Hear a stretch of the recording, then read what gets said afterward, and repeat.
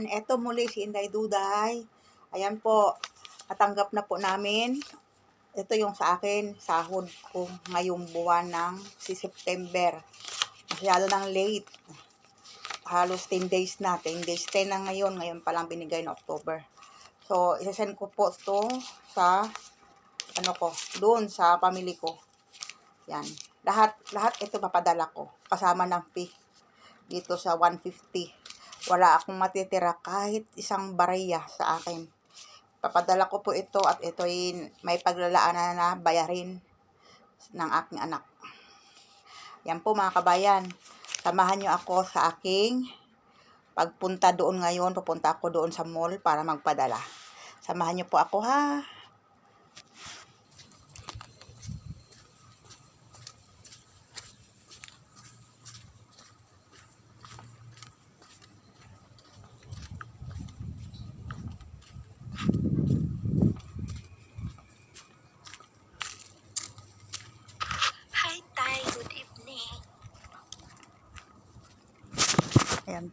Ayan po.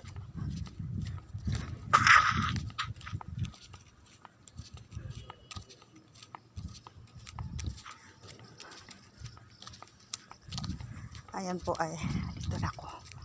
Ako po yung pupunta doon sa mall ngayon. Ayan.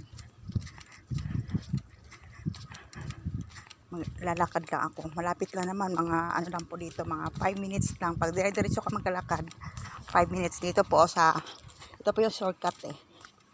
Ayan. Isaksan ko na po yung aking sinahod kanina. Ito po yung sahod ko noong September. Ang cut-off po ng sahod namin ay end of the month. Pero anong petsa na po ngayon, cheese na po. Noong nakaraan, 10 ng gabi binigay na padala din namin ng kinabukasan. Pero ngayon hindi namin makakasama yung kuan. Hindi namin makakapiling sa pagtulog yung pera kasi na-send na agad. Yung kasama ko nagpadala na kanina eh. Ako ngayon pa lang. So, dito tayo mga kabayan dadaan oh. Sandali lang to, mga 5 minutes galing doon sa bahay. Doon, yan. Galing doon, mga 5 minutes lang lakad. Yung Lolo Mall na Hyper Supermarket. Ramly Mall. Dito po sa Aali Bahrain.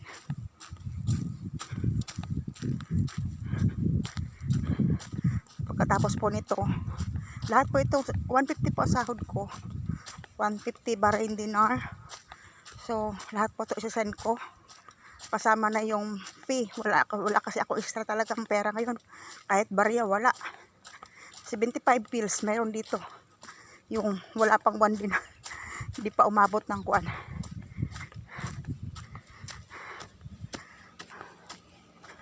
Hindi pa umabot ng 100 pills.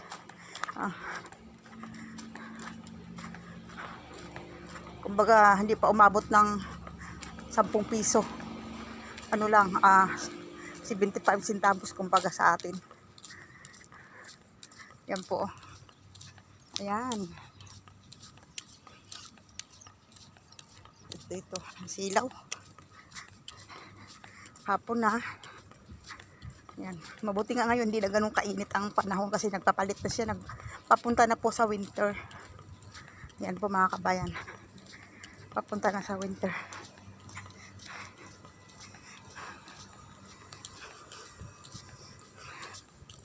Ganito po sana tapos na.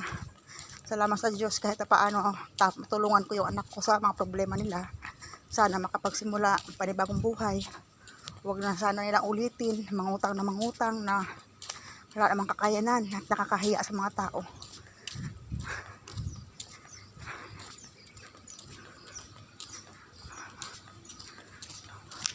Wala namang problema mangutang kung kailangan talaga, kung alam mo na kaya mong bayaran. Pero alam mo wala ka namang pagkukunan, wag na. Nakakahiya ngayon kasi sa panahon ngayon hindi ka makautang na walang tubo. Pag naano na nga lang doon, imagine niyo isang inutangan nila 10,000. 10,000 lang. Ang nangyari 50,000 na daw agad. Araw-araw, 20%. Yung 10,000, 20%. 20% araw-araw. Oh my God. Saan sila kukuha ng ganun? Pero naayos ko na po yun. Napabayaran ko na lahat. Napabayaran ko na yung kapital. At saka isang tubo lang pinaano ko, 20% na tubo. Ano sila, hello? Ang mga nangutang nga sa akin dati, wala. Tiway-tiway na lang. Barya-barya lang binalik ang pera. Halos ilang taon ang nakalimipas. Magmakaawa ka pa. Kaya po naging experience na po talaga sa akin na nakakadala magpahiram. Nakakadala magtiwala sa pera. Kaya ito na po, Ramly Mall. Ayan o. Lulu Hypermarket. Ramly Mall. Diyan ako sa loob ng papadala mga kabayan. Ngayon, medyo makakahingahingan ako ng maluwag. Sana gabayan kami ni Lord na lahat na talagang maalis na lahat. Makapagsimulang muli ang aking mga anak, ang aking anak na manugang na makapag, simula na ba na hindi na lubog sa utang. Hindi ko alam kung bakit lubog sa utang yung mga yan. Tawid-tawid mga kabayan, tawa-tawid. Habang walang sasakyan. Ayan. Kaya, siyempre ikaw, bilang nanay, bilang magulang, nalaman mo na ganyan. Oo nga, nagmataas sila, hindi sila lumapit sa akin. Tapos malalaman ko na lang kung ano-ano nang iniisip ng anak ko na masama para sa buhay niya, sa sarili niya. Hindi ko mapapayagan yun. Matagal kong panahon nilagaan at minahal ko ang aking mga anak. Hindi ko hayaan. Di bali nang hindi matupad ko ang mga pangarap ko na ibang pangarap. Matulungan ko lang ang aking anak. Sana yung anak ko makapag-isip-isip din. I-balance niya lahat ng bagay. Hindi naman ako tutol sa pag-aasawa niya. At talagang gano'n naman talaga ang buhay. Pero sana i-balance mo yung isip. I-balance yung isip. Kung mali ang asawa mo, huwag mo suportahan. Kausapin mo. Kung tama, suportahan mo. Gano'n lang yun eh. At habang may panahon pa na bata-bata pa, magamitin sana ang pinag-aralan. May pinag-aralan naman siya eh. 4th year college, tinapos. Ako nga, hindi nakapagtapos eh. Lakas loob lang talaga at saka. Yun lang pwedeng puhunan. Yan mga kabayan, nandito na ako malapit sa Magic Door.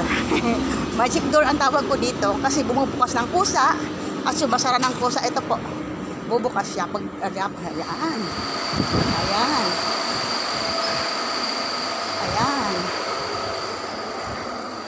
Diba? Bumukas siya ng kusa at nagsara siya ng kusa. Magic Door. Dito kami, yan kasama ko si Hilda kanina dito nag-grocery. Yan, nautosan sa mag-grocery. Doon kami nagka-KFC. Pero magagawa namin yan next year ulit pag wala ang amo namin. Ngayon, hindi namin magagagawa. Yan. Yan o. Tapos, kabayan, dito, malapit na yung padalahan. Ayun. Lulu International Exchange. Yan. Yan yung padalahan mga kabayan. Dahil lang po ha, pipila lang ako, pipila. Ayan mga kabayan, tapos na. Papadala na po ako. Ubos yung 150 dinar. So muli po ay resibo na lang.